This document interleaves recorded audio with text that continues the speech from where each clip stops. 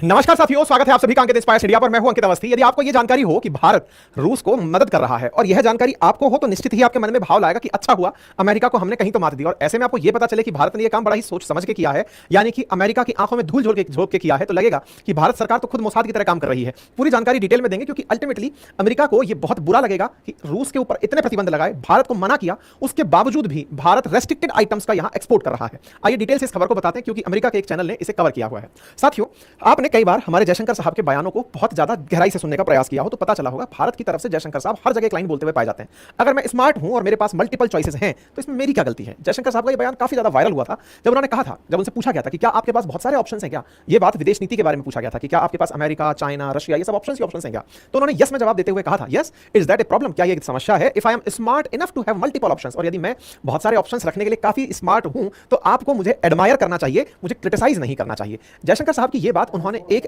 मंच पर कही थी, उस समय लोग समझ नहीं पाए थे, अब समझ जाएंगे। ऐसा मैं क्यों कह रहा हूं? क्योंकि बाइडेन प्रशासन ने रशिया यूक्रेन वॉर में भारत पर तमाम प्रयास किए कि भारत रशिया से कुछ ना खरीदे, भारत तेल ना खरीदे, भारत उनके साथ ऐसी कोई मित्रता ना करे जिसके चलते भारत का रशिया प्रेम यूक्रेन के लिए महंगा पड़ जाए।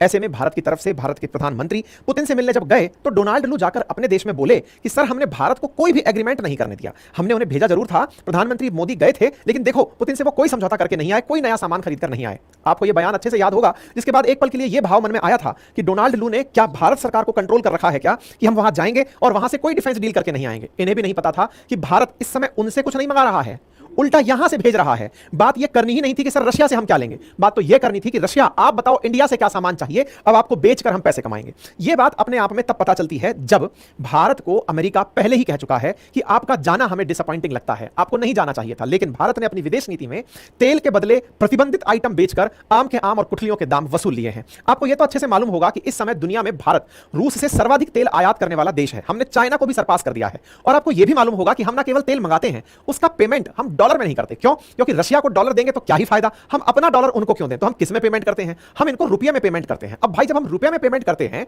रुपया ग्लोबल करेंसी तो नहीं है, यानी कि हमारा रुपया रशिया पता चल रहा है बेलारूस को दे रहा है कि जाओ बेटा ऐश करो, ऐसा भी नहीं है। ऑलरेडी आईएमएफ के अंदर जो एसडीआर के अंदर स्पेशल ड्राइंग राइट्स के अंदर 5 करेंसी आती हैं, जिसमें यूरो है, जिसमें पाउंड है, जिसमें डॉलर है, येन है और चाइनीज युआन है। इसके अंदर भारत का नाम तो कहीं नहीं आता। इसके बावजूद हम अंतरराष्ट्रीय पेमेंट रशिया को रुपये में कर दे रहे हैं कि लो सर चला लेना इसको। तो रशिया चलाएगा कहां? वो हम पर ही चलाएगा। भाई, आपने तेल खरीदा, बदले में उनको रुपया टिका दिया और रशिया से कहा देखो सर, आपके पास वो वाली बात है ना, मुझको और ना तुझको ठौर, आपको तेल बेचना था, हम मिल गए, अब आप हमसे पेमेंट रुपये में ले लो, रुपये में ले लिया। अब रशिया पूछ रहा है भाई साहब मैं इस रुपये का करूं क्या? बोले सर मुझसे सामान खरीदो। क्या इंडिया सामान बनाना नहीं जानता है क्या? आप बोलो आपको क्या चाहिए। आपके ऊपर 20,000 से ज्यादा सैंक्शंस लगे हुए हैं। दुनिया में सबसे ज्यादा प्रतिबंधित देश इस समय पर रशिया है, जिसके साथ कोई व्यापार नहीं कर सकता। मैं कर रहा हूं तो मुझे आपके साथ ट्रेड सेटलमेंट करने का भी अधिकार है, तो आप मुझे सामान मंगाइए। अब रशिया के विदेश मंत्री पहले भी कई बार कह चुके हैं, सर्गेई लेवरोव ने इस बयान में कहा है कि यार इंडिया के साथ में जो ये व्यापार है ना, ये हमेशा उनके लिए हमेशा टेंशन का विषय रहा है। क्यों? क्योंकि अब मजबूर होगा कि पैसा चलाएं कहां पर। अब चलाना तुमको हमारे साथ है और इंडिया ने इसका बहुत सही से फायदा उठाया। पहले तेल खरीदा, रुपया उनको दिया, अब उस रुपये से कह रहे हैं कि सुनो ये रुपया तुम्हारे पास पहुंच गया ना, बोले हाँ, अब इससे हमसे सामान खरीदो। बोले क्या बेचोगे? बोले तुम तो बस लिस्ट में नाम भेज दो, हम सब बेच देंगे।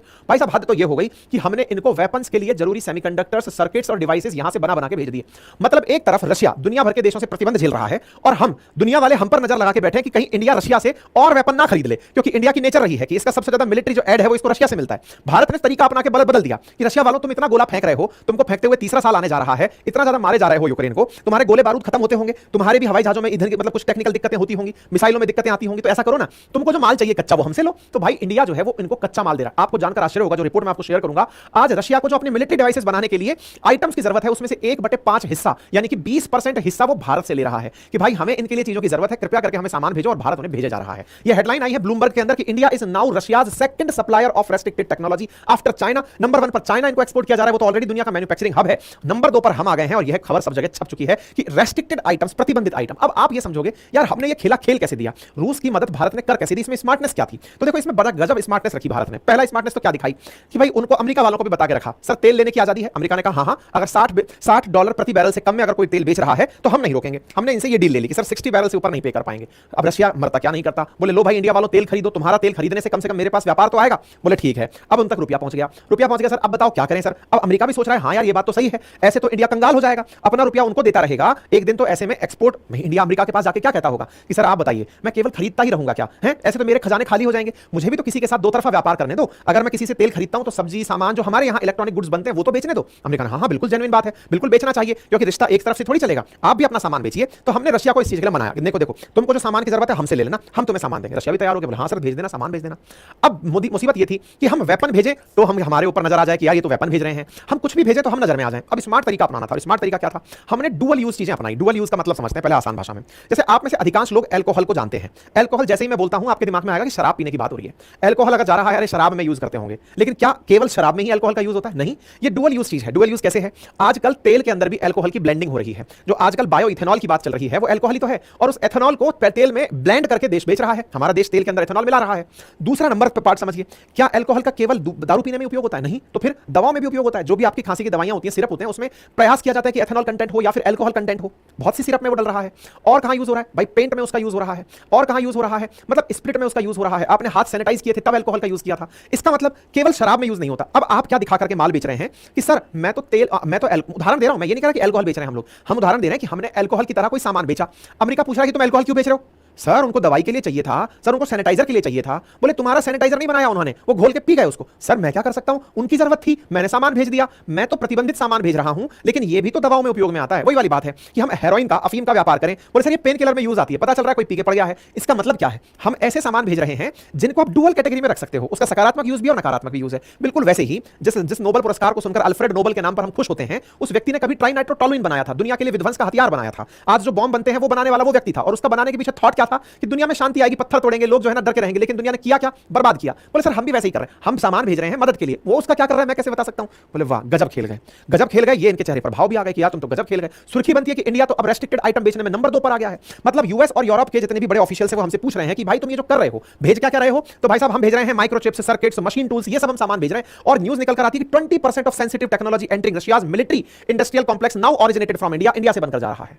960 दिन रशिया यूक्रेन वॉर के हो चुके हैं, न जाने कितने बम गोले चलाए जा चुके हैं रशिया पर। इस दौरान बहुत सारे सैंक्शंस लग गए हैं। जेलेंस्की ने खूब जाकर के भारत को भी कह लिया, अमेरिका को भी कह लिया कि इनकी मदद मत करो। भारत के लिए बाध्यता है कि रशिया जैसा देश जो प्रतिबंधित है उससे सस्ता तेल मिल रहा है तो मांगना पड़ेगा। दुनिया में कौन सा ही ऐसा देश होगा जो अमेरिका का सहायक हो और उसने इस पर प्रतिबंध ना लगा रखा हो? भारत ऐसे में दोनों को साथ रखते हुए, दोनों से मित्रता निभाते हुए आज पुतिन को वो मदद दे रहे हैं कि वहां जेलेंस्की खुश हैं कि मोदी जी हाथ पर हाथ रखकर कह के गए थे फिक्र मत करो, धीरे गोली चलवाएंगे। वहीं दूसरी तरफ पुतिन को भी साथ दे रहे हैं कि हां भाई तुम चिंता मत करो, तुम तेल बेचोगे उसके बदले सामान आता रहेगा, क्योंकि अल्टीमेटली हमें अपने हितों का ध्यान रखना है। और ये सच भी है साथियों। आज तीसरे साल में युद्ध एंट्री कर चुका है और उसके बावजूद भी भारत में तेल के प्राइसेस स्थिर हैं। एक बार के लिए यह लगने लगा था कि दुनिया में तेल के प्राइस हिल जाएंगे। भारत ने दुनिया को यही समझाया कि अगर हम रशिया से तेल नहीं खरीदे होते तो पूरी दुनिया गल्फ से तेल खरीद रही होती। और ओपेक कंट्री, ओपेक यानी ऑयल जो